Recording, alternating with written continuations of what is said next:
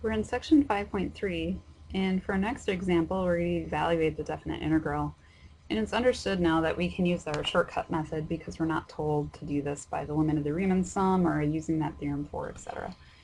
So definitely we want to take the easy way. This is a problem that we did in 5.2's example 2, and there's a follow-up point to that because it was linear. The graph looks something like this, that we could actually figure this out by using areas of triangles. So it looked something like this, and we did the problem that way as well. So that was easier than doing the limit of the Riemann sum, but it's actually even easier to use the fundamental theorem of calculus part 2. And so let's do it that way. We just need to find the antiderivative of 2x. And so the antiderivative, maybe I'll just write this out again. Eventually we'll not write down all this stuff because we'll get it down.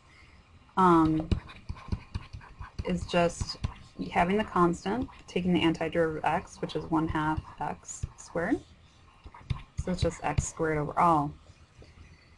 So putting this together, our integral from -2 to 1 of 2x is equal to our f of b, which is going to be 1 squared, minus our f of a, which is -2, that quantity is squared. So this is 1 minus 4, which is -3. So this is even easier than using the area situation that was a shortcut in 5.2. So even easier with the fundamental theorem of calculus part 2. Okay, so let's just do another one to practice quick. Let's do the integral from -1 to 5 of x squared. So this isn't one that we did before. Let's get in the habit of writing this a little bit more shorthand, and I'm going to show you some notation with this too that you can do. So what you can do is write down the antiderivative, and so that will be 1/3 x cubed. And then if you want to just write that down, because that's a good place to stop, the notation that you can write to say, hey, I need to evaluate this at 5 and then evaluate it at -1 and subtract, is this handy little notation right here.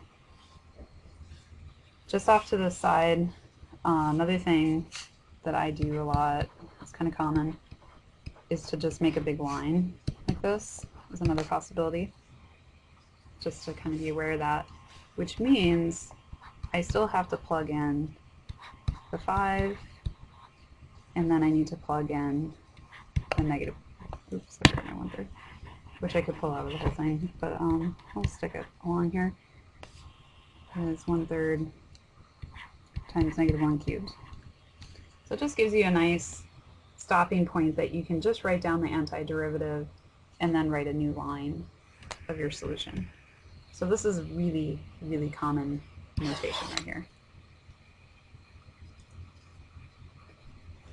Also, something I didn't mention with part A is, remember, we can now drop the plus c for the most general antiderivative, and I showed that in example 1 why that doesn't matter. So now let's go ahead and evaluate. 5 to the 3rd power is 125. So I'm going to write this as 125 over 3.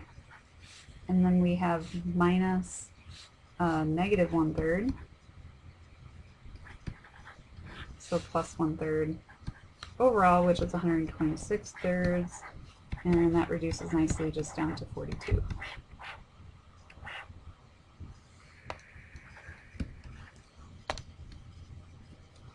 Another example,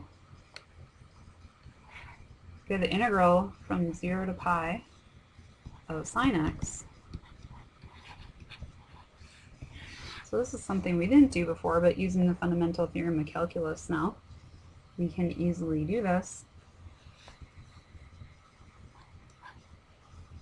What we're going to have is negative cosine of x is the antiderivative of sine x. And then here's notation saying, hey, I need to still plug in, use the fundamental theorem of calculus part 2.